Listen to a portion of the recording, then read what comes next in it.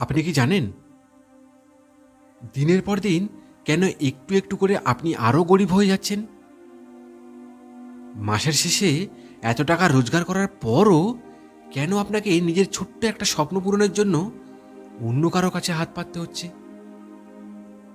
কেন আপনি অক্লান্ত পরিশ্রম করেও প্রবল ইচ্ছা থাকা সত্ত্বেও জন্মদাতা মা বাবার মুখে হাসি ফোটাতে পারছেন না?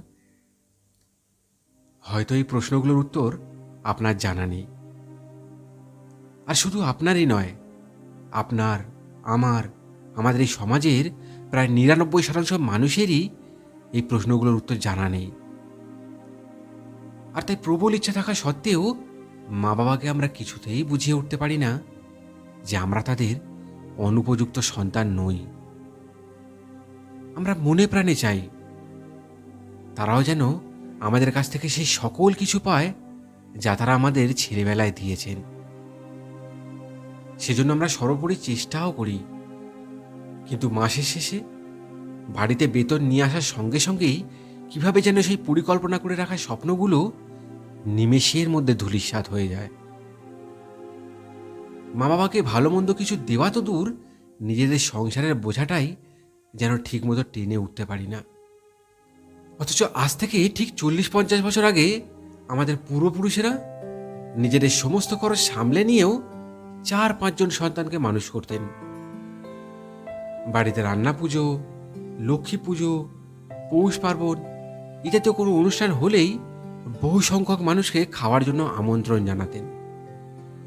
কিন্তু বর্তমানে একটা সন্তানকে ভালোভাবে মানুষ করতে কিংবা একজন অতিথিকে বাড়িতে ডেকে দুবেলা ভালো মন্দ খাওয়াতে আমাদের কাল ঘাম ছুটে যাচ্ছে।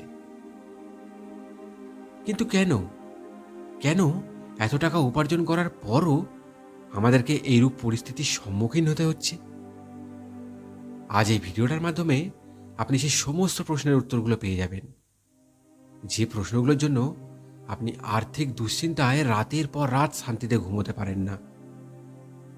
আপনি জানতে পারবেন কিভাবে আপনি এক বড় ষড়যন্ত্রের শিকার হয়েছেন। ঠিক যেমন পুকুরে মাছ ধরার জন্য চার ছড়ানো হয়, তেমনি আপনাকে শিকার করার জন্য একটা চার ছড়ানো হয়েছে। আর সে চারটা হলো ডিজিটাল মানি ম্যাট্রিক্স। আপনি আজ থেকে ঠিক ৫০ বছর আগের ইতিহাস ঘাঁটলে জানতে পারবেন সেই সময় প্রতিটা খরচ অনেক হিসেব করে করা হতো। সেই সময় কারো বাড়িতে একটা সাদা কালো টিভি কিংবা একটা রেডিও আসাটাই তাদের কাছে একটা বিরাট বড় পাওনা হতো। বলতে পারেন সেই দিনটা এক প্রকার উৎসব আমেজ থাকতো। অথচ তখন কিন্তু কোনো ব্যক্তিগত ঋণ পাওয়া যেত না। নগদ অর্থ প্রদান করা ছাড়া দ্রব্যমূল্য পরিশোধের ইউপিআই জাতীয় কোনো আলাদা মাধ্যমও ছিল না। বরং সেটা কেনার জন্য তারা একটু একটু করে বহুদিন ধরে নিজেদের অর্থ সঞ্চয় করতেন। তাই তারা সেটার মূল্যও বুঝতেন। কিন্তু বর্তমানে অর্থ আসার আর যাওয়ার মাধ্যম এত সহজ হয়ে গেছে যে অর্থ কিভাবে আসছে আর কোথায় খরচ হচ্ছে তা আমরা বুঝেই উঠতে পারি না।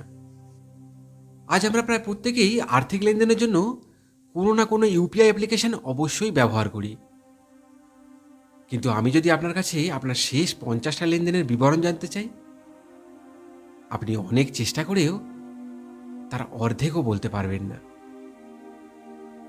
কারণ আপনার কাছে হয়তো সেই লেনদেনগুলো খুব সামান্য অর্থের ছিল, যেমন কোথাও কিছু খেয়েছেন বা বাইক ট্যাক্সি করে কোথাও গেছেন কিংবা কোথাও কিছু পছন্দ হয়েছে কিনে নিয়েছেন।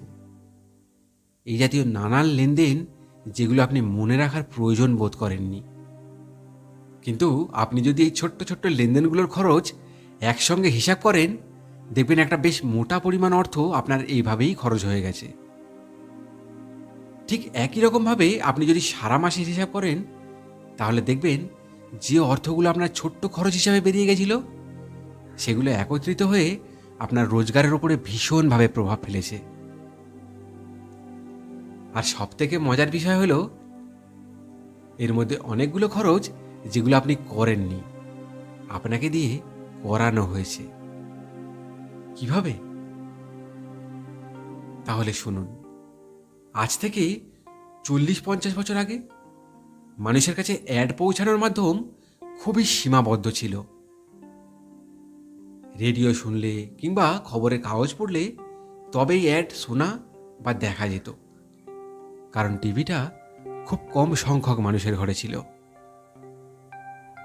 আর থাকলেও তাতে অ্যাড দেখানোর পরিমাণ প্রায় না থাকার মতো ছিল। তাই সে যুগে অ্যাডের খুব একটা গুরুত্ব ছিল না। আর যদি অ্যাড দেখে কারো কোনো কিছু কেনার ইচ্ছে হয়েও থাকতো, তবে তার সামনে বিভিন্ন প্রকার প্রতিকূলতা এসে হাজির হতো। যেমন তার কাছে প্রয়োজনীয় অর্থ আছে কিনা, জিনিসটা কিনতে যাওয়ার মতো তার হাতে পর্যাপ্ত সময় আছে কিনা, তার পক্ষে দোকানের ঠিকানাটা খুঁজে সেখানে পৌঁছানো সম্ভব কিনা, সর্বোপরি সেই জিনিসটার দাম দর করার মতো তার দক্ষতা আছে কিনা। এই জাতীয় নানান সমস্যা সময়ের সঙ্গে সঙ্গে ধীরে ধীরে তাকে ওই জিনিসটা কেনা থেকে বিরত করে দিত। কিন্তু বর্তমানে আপনি একটা মার্কেটিংয়ের যুগে বসবাস করছেন, যেখানে সকাল থেকে রাত পর্যন্ত বিভিন্নভাবে আপনার সামনে বিভিন্ন প্রকার অ্যাড এসে হাজির হচ্ছে।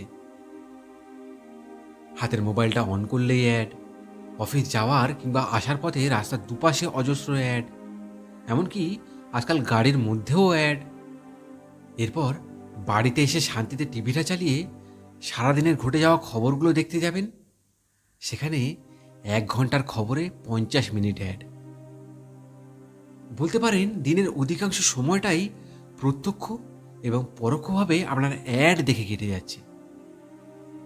আর আশ্চর্যের বিষয় হলো, এই অ্যাডগুলো কোনো সাধারণ অ্যাড নয়। আপনার পছন্দের সব থেকে বড় বড় সেলিব্রিটিদের দিয়ে বানানো বিভিন্ন প্রকার লোভনীয় অ্যাড, যার মাধ্যমে অফার নামের এক প্রকার আস্তরণ আপনার চোখের উপর লেপে দেওয়া হচ্ছে। এমনভাবে দ্রব্যগুলোর অ্যাড আপনার সামনে তুলে ধরা হয় যে আপাত দৃষ্টিতে আপনার মনে হবে সত্যিই বোধহয় সেই দ্রব্যটি কোম্পানি নিজের লাভ না রেখেই আপনাকে দিচ্ছে। কিন্তু একটু যাচাই করলেই আপনি বুঝতে পারবেন যে আসলে সেটা কোনো অফারই ছিল না, বরং ওই দ্রব্যটার প্রকৃত মূল্যই আপনি প্রদান করেছেন। সর্বক্ষণ এমন এক পরিস্থিতির সৃষ্টি করার চেষ্টা চলছে যে আপনি চান বা না চান, আপনি যেন তার দেখানো দ্রব্যগুলো কিনতে বাধ্য হন। আর এখানেই খেলা শেষ নয়, এরপর আসে সেই দ্বিতীয় ধাপ, যেখানে আপনার আর দোকানদারের মধ্যেকার দূরত্ব প্রায় বিলীন হয়ে গেছে। দ্রব্য কেনা থেকে শুরু করে অর্থ প্রদান করা পর্যন্ত সবই আপনি ঘরে বসেই করতে পারছেন। এমনকি অনেক ক্ষেত্রে আপনার কাছে অর্থ না থাকলেও আপনার ঘাড়ে সেই দ্রব্যটি চাপিয়ে আপনাকে লোনের জালে জড়িয়ে দেওয়া হচ্ছে। এই সমস্ত কিছুর মাধ্যমেই এক অশুভ শক্তি আপনার অজান্তে আপনাকে ট্র্যাক করে ফেলেছে। আপনাকে আপনার মা বাবা, ভাই বোন, এমনকি আপনার থেকেও বেশি জেনে ফেলেছে। আপনার ভালো লাগা খারাপ লাগাগুলো আপনার থেকেও ভালো বুঝতে শিখে গেছে। এরা বুঝে গেছে যে সারাদিন কি জাতীয় জিনিস দেখতে আপনি পছন্দ করেন। তাই যতক্ষণ না আপনি তাদের ফাঁদে পা দিয়ে সেই জিনিসটা কিনতে বাধ্য হচ্ছেন, ততক্ষণ সেই জিনিসগুলোই ঘুরিয়ে ফিরিয়ে নানা রকমভাবে আপনার সামনে উপস্থিত করা হচ্ছে। আর এটাই হলো ডিজিটাল মানি ম্যাট্রিক্স নামক চারের কেরামতি। তবে এগুলো থেকে বাঁচতে আর নিজের ভবিষ্যৎকে আর্থিক দিক থেকে শক্তিশালী করতে এই চ্যানেলে পূর্বেই আমি অনেকগুলো ভিডিও আপলোড করেছি। অনুরোধ করব সেগুলো দেখে নিজের ভবিষ্যৎকে শক্তিশালী করে নেবেন। ধন্যবাদ, ভালো থাকবেন।